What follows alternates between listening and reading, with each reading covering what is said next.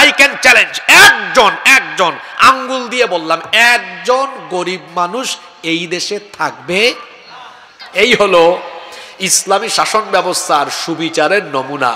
আর মানুষের বানানো আইন যে সমাজে বা দেশে প্রতিষ্ঠা হয়, তাদের ছেলেমেয়েরা অপরাধ করলেও কোনো অসুবিধা নাই, তার দলের লোক হলে অসুবিধা নাই, 7 খুনও মাফ। ধরে নিয়ে গেলে ফোন যায়, এই ওসি কারে ধরেছে, এটা আমার লোক, তাড়াতাড়ি ছাড়ো। আছে না নাই? দেখেন না, নিজেদের দলের লোক হইলে চুরি বাটপারি করলেও কোনো অসুবিধা নাই। নইলে বেনজির এত চুরি করলো, তার সারা জীবনের বেতন, রেশন, ভাতা সব একত্রিত করলে 1 কোটি সামথিং হয়। এটা এমন চোর, 2000 কোটি টাকার মালিক সে কিভাবে হলো?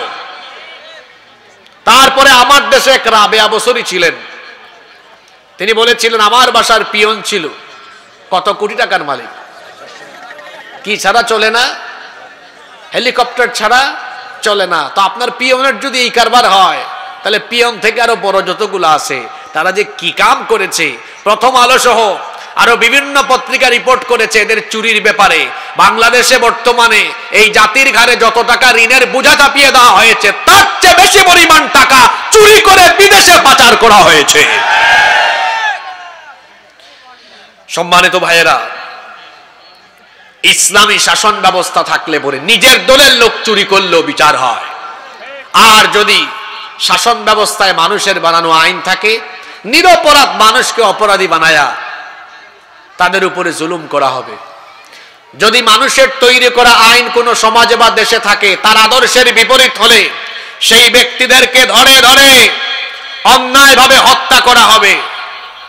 ঠিক এই পরিস্থিতির শিকার হয়েছিলেন কোরআনের পাখি শহীদ আল্লামা দেলাওয়ার হোসেন সাঈদী।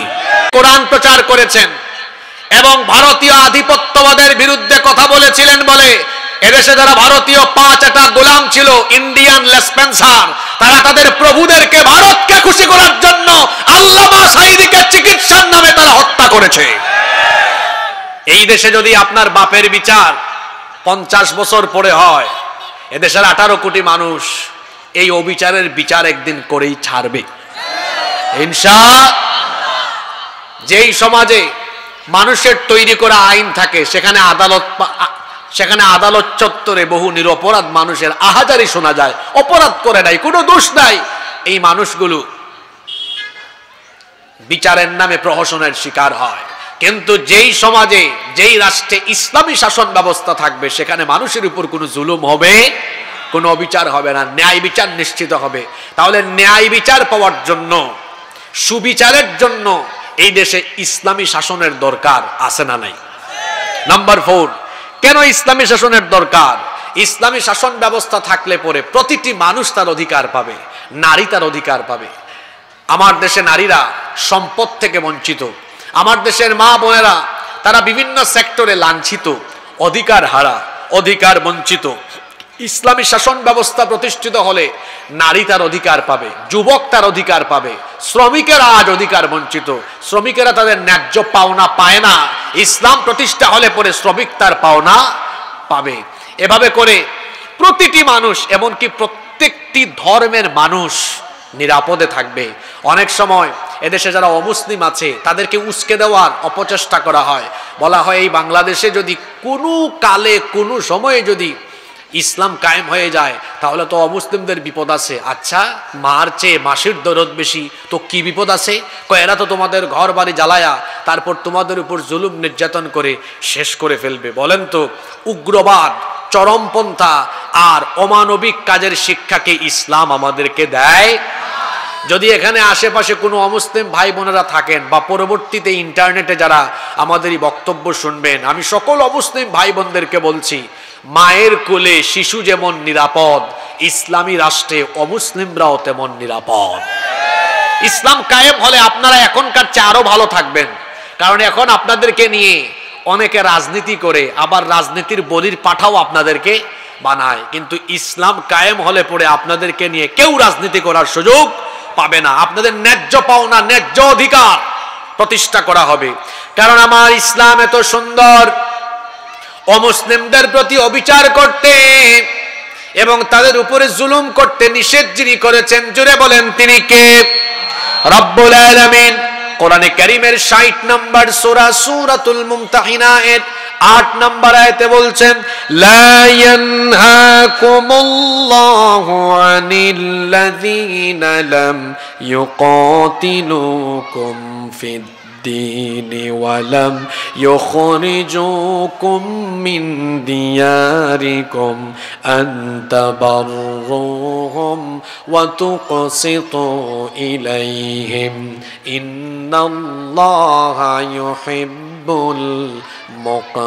المقسطين আল্লাহ তাআলা বলছেন, যারা তোমাদের সাথে দ্বীনের ব্যাপারে যুদ্ধে জড়ায়নি এবং যারা তোমাদেরকে ঘর বাড়ি থেকে বিতাড়িত করেনি, সেই সকল মুসলিমদের সাথে সদাচার করতে আল্লাহ তোমাদেরকে নিষেধ করছেন না, বরং আল্লাহ বলছেন তাদের প্রতি সদাচার করো, ইনসাফপূর্ণ আচরণ করো এবং তাদের উপর অবিচার করো না। আমার ইসলাম কত সুন্দর। হিন্দু, বৌদ্ধ, খ্রিস্টান ভাইয়েরা আমার আল্লাহর কথাগুলো শোনেন। আল্লাহ কত সুন্দর করে বলছেন, তোমাদের রাষ্ট্রে বসবাসরত অমুসলিমদের প্রতি অবিচার করো না, তাদের উপর জুলুম করো না। এমনকি আল্লাহ অন্য আয়াতে বলছেন, ওয়ালা তাসুব্বুল্লাযীনা ইয়াদউনা মিন দুনিল্লাহি ফায়াসুব্বুল্লাহা আদুওয়াম বিগাইরি ইলমিন ওয়া ইলমিন কাযালিকা যায়্যানা লিকুল্লি উম্মাতিন আমালুহুম সুম্মা ইলা রাব্বিহিম মারজিউহুম ফায়ুনাব্বিউহুম বিমা কানু ইয়ামালুন।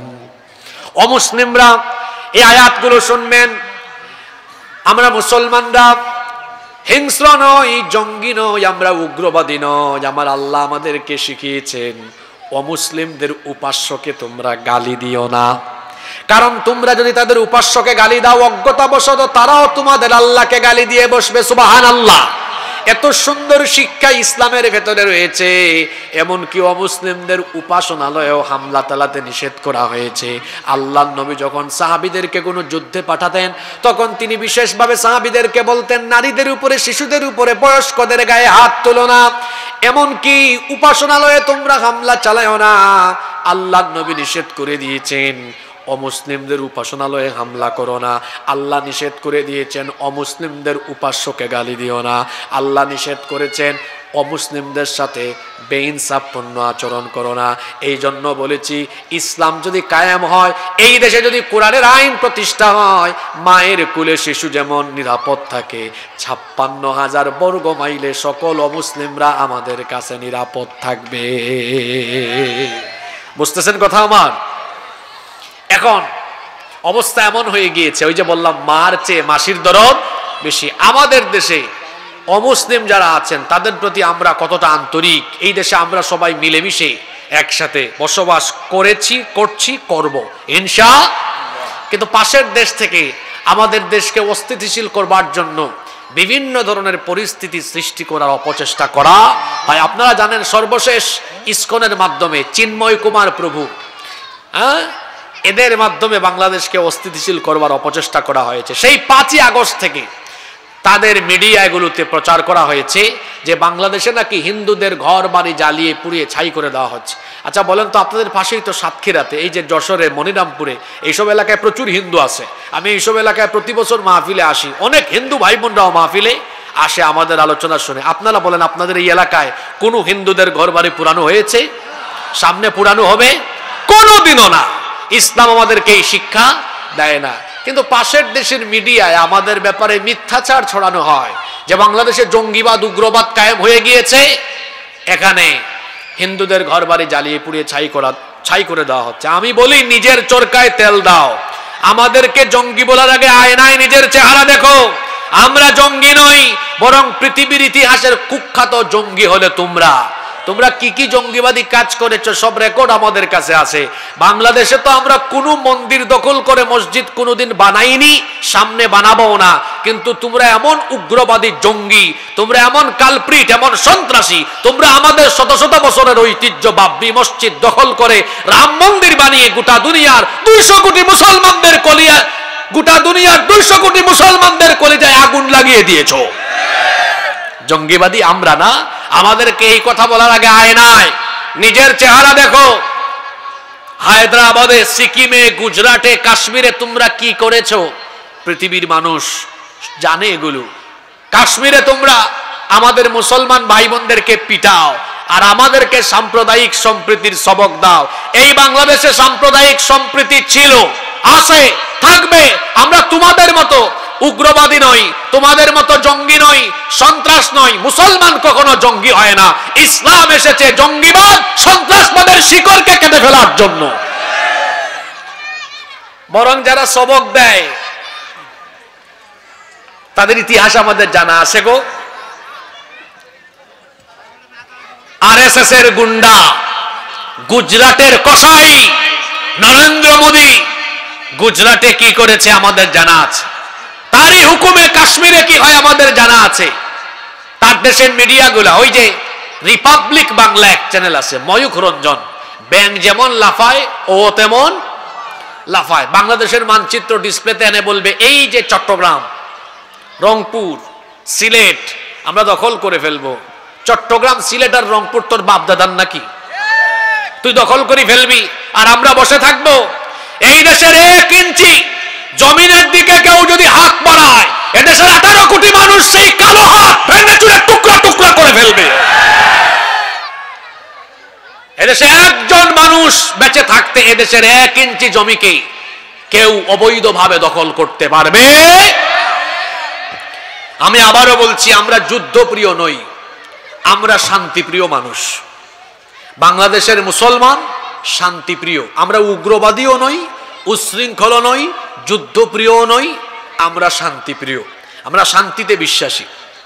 কিন্তু আপনারা যদি নিজেরাই অশান্তির দাবানল জ্বালিয়ে আর আমাদের গা ঘেঁষায় ঘেঁষায় আমাদেরকে অশান্তির দিকে নিয়ে যাওয়ার চেষ্টা করেন, আমরা তো ডিফেন্সিভ, আমরা কাউকে আক্রমণ করি না। তবে মুসলমান বীরের জাতি আক্রান্ত হলে কাউকে কখনো ছেড়ে দেয় না। একটা সিংহ ঘুমিয়ে আছে, আপনি তার কানের কাছে গিয়ে খুচাখুচি করলেন, তার ঘুম যদি ভেঙে যায় তারপরে আচরণটা কেমন হবে বুঝতেই পারছেন। তো মুসলমান তো স্বভাবত সিংহের জাতি, কিন্তু শান্তিপ্রিয়। কিন্তু আপনি যদি সেই শান্তিপ্রিয় মুসলমানের কানের কাছে গিয়ে কিংবা তাদের কাছে ঘেঁষে আপনি যদি অশান্তির দাবানল জ্বালিয়ে দেওয়ার চেষ্টা করেন, সেই মুসলমান সিংহের মতো যখন গর্জে উঠবে, পরিণতি কিন্তু ভয়াবহ হয়ে যাবে। এমনিতেই রসুলের হাদিস আমাদের মাথায় আছে। যুবকদেরকে বলছি, যুবক ভাইয়েরা মনোযোগ আছে। 1500 বছর আগে রসুল কি বলেছেন শুনেন। এটি নাসাই এবং তিরমিজি শরীফের হাদিস। বর্ণনাকারী সাহাবী হচ্ছেন সাউবান রাদিয়াল্লাহু আনহু। তিনি বলছেন, আল্লাহর নবী বলেছেন, ইসাবাতানি মিন উম্মতি আহরাজাহুমাল্লাহু মিনান নার। আমার উম্মতের 2টা দলকে আল্লাহ তাআলা জাহান্নাম থেকে মুক্তি দিয়েছেন, এদেরকে আল্লাহ বিনা হিসাবে জান্নাত দিবেন। আপনারা সুবহানাল্লাহ পড়বেন না? কয়টা দলকে আল্লাহ জাহান্নাম থেকে মুক্তি দিয়েছেন? জোরে বলতে হবে, কয়টা? একটা দল হলো, রাসূল বলেছেন, ইসাবাতুন তাগজুল হিন্দ। একটি দল হলো যারা হিন্দুস্তানের বিরুদ্ধে যুদ্ধে অংশ নিবে। হিন্দুস্তানের বিরুদ্ধে যুদ্ধে অংশ নেওয়া প্রতিটি মুসলমানকে আল্লাহ জাহান্নাম থেকে মুক্তি দিবেন। দেখি মনোযোগ কেমন ছিল, যুদ্ধে শহীদ হওয়া না অংশ নেওয়া? জোরে বলেন। তাহলে এটা 1500 বছর আগের হাদিস। রাসূল বলেছেন হিন্দুস্তানের বিরুদ্ধে যুদ্ধে যারা অংশ নিবে। এই হাদিস কি বার্তা দেয়? তাহলে হিন্দুস্তানিদের সাথে মুসলমানদের একটা যুদ্ধ হবে। এটা 1500 বছর আগে বলেছেন মুহাম্মদুর রাসূলুল্লাহ সাল্লাল্লাহু আলাইহি ওয়াসাল্লাম, যেটাকে বলা হয় গাজওয়াতুল হিন্দ। এখন আমরা তো আর যুদ্ধে ঝাঁপিয়ে পড়ার জন্য পাগল পারা হয়ে যায়নি। আমি আগেই বলেছি, মুসলমান যুদ্ধপ্রিয় না, মুসলমান হলো শান্তিপ্রিয়। আপনি যদি নিজেই যুদ্ধ বাঁধিয়ে দেন, আপনি কি মনে করেন আমরা বসে থাকবো? ওই রসুলের গাজওয়াতুল হিন্দের চেতনার হাদিস আমাদের মাথায় আছে। আমরা জানি এই পবিত্র যুদ্ধে অংশ নিলে জাহান্নামের আগুন আল্লাহ আমাদের জন্য মাফ করে দিবেন। সুতরাং আপনি নিজে থেকেই যদি যুদ্ধের দাবানল ছড়িয়ে দেন, এদেশের যুবক যুবতী, তরুণ তরুণী, আবাল বৃদ্ধ বনিতা গাজওয়াতুল হিন্দের চেতনা নিয়ে যখন নেমে যাবে, ইউনূস সাহেব বলেছেন 7 সিস্টারের কথা। আর আমি বলছি, আমার দেশের মানচিত্রের উপরে কুনজর দিলে ভারতের মানচিত্র টুকরা টুকরা হয়ে গিয়ে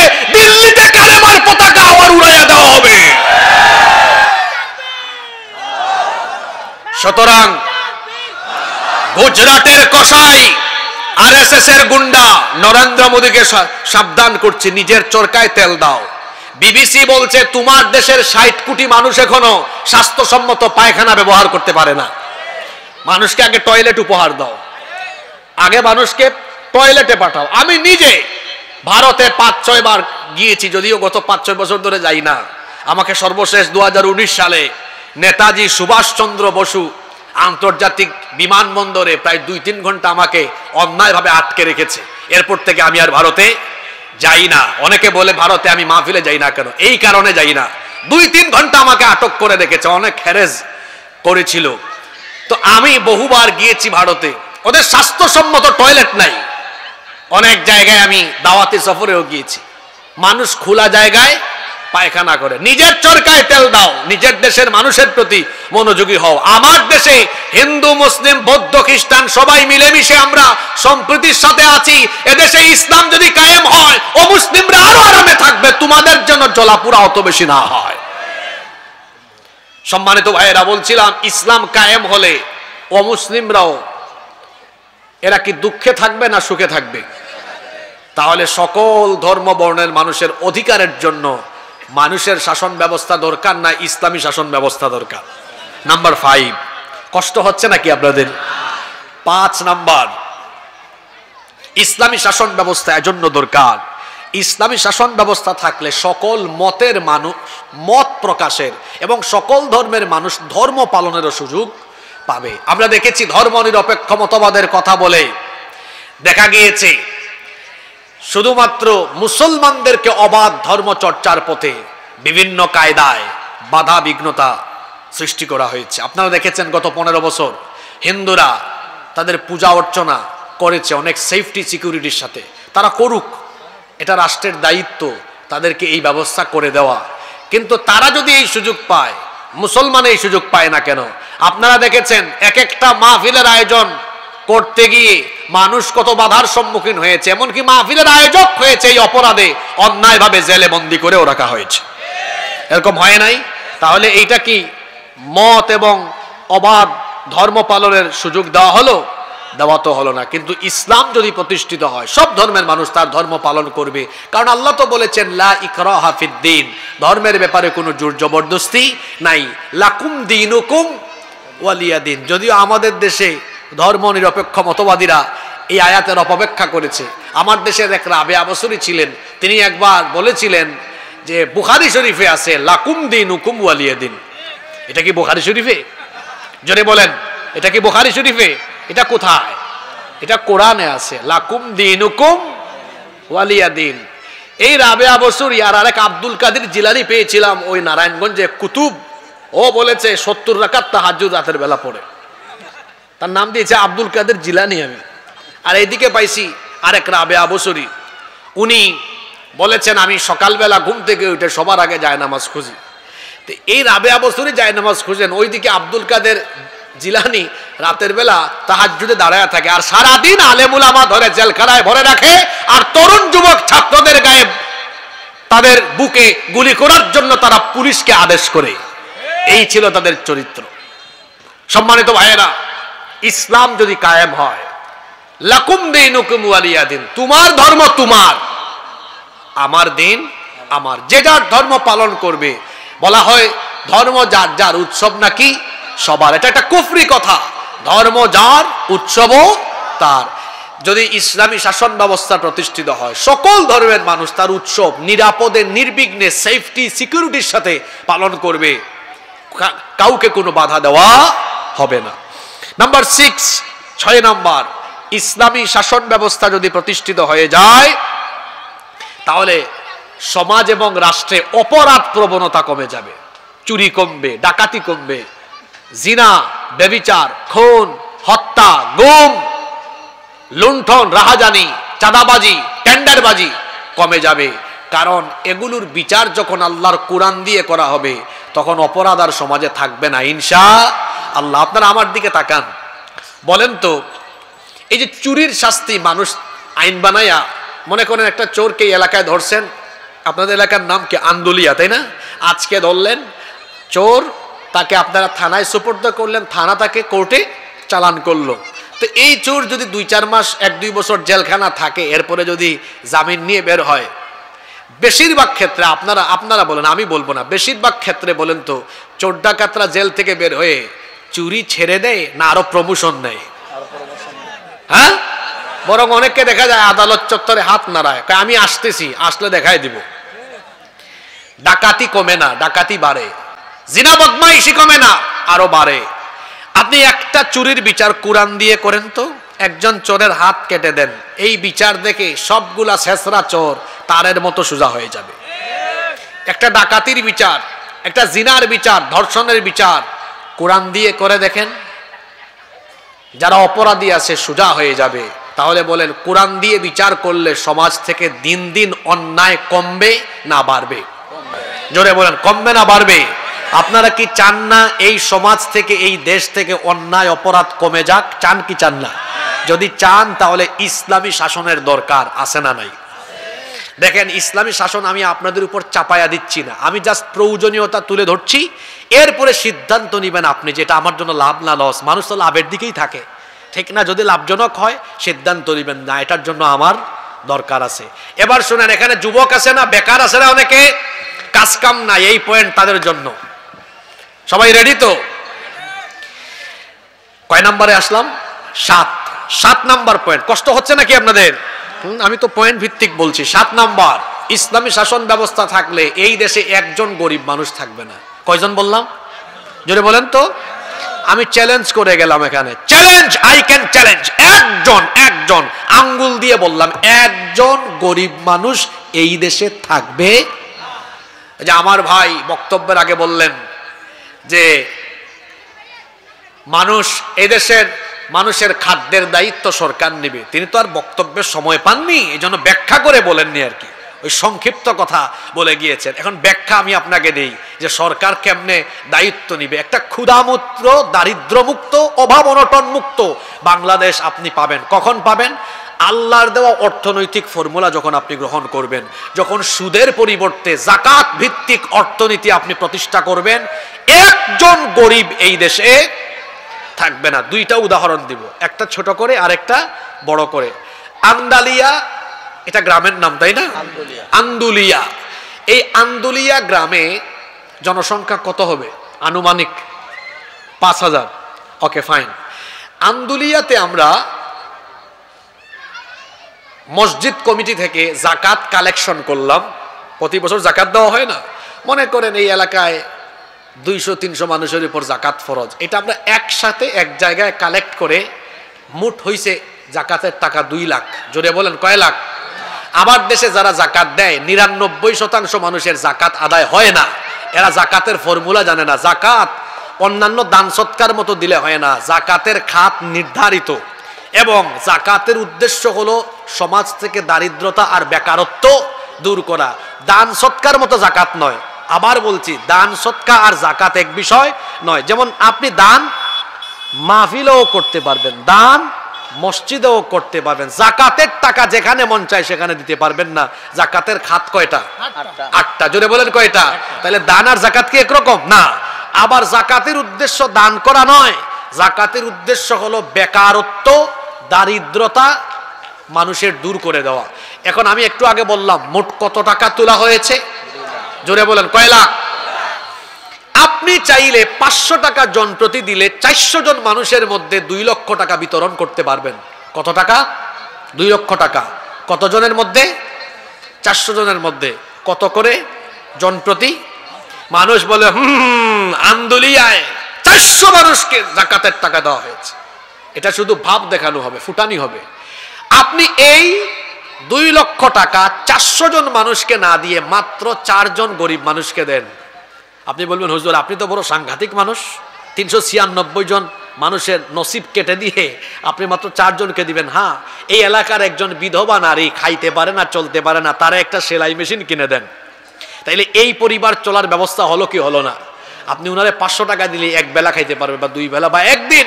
কিন্তু একটা সেলাই মেশিন কিনে দেন, সারা বছর কাজ করে খেতে পারবে। সুবহানাল্লাহ পড়বেন না? আরেকজনকে একটা, ওই যে ওটাকে কি বলে, ভ্যান, আপনাদের এলাকায় ভ্যান আছে নাকি? একটা ভ্যান কিনে দেন, তার পরিবার চলবে। আরেকজনকে আপনি একটা হালের বলদ, দুইটা হালের বলদ গরু কিনে দেন, হাল চাষ করে খাবে, ক্ষেত খামার করে খাবে। আরেকজনকে আপনি একটা টঙের দোকান অথবা একটা ওই যে কি বলে অটোরিকশা কিনে দেন, তাহলে 2 লক্ষ টাকা 4 জনকে ভাগ করে দিলাম। এই 4 জন মানুষ কি এই টাকা নিয়ে এভাবে যদি কর্ম করে খায়, আগামী বছর কি আর জাকাত খাওয়ার উপযুক্ত এরা থাকবে? জোরে বলতে হবে, থাকবে?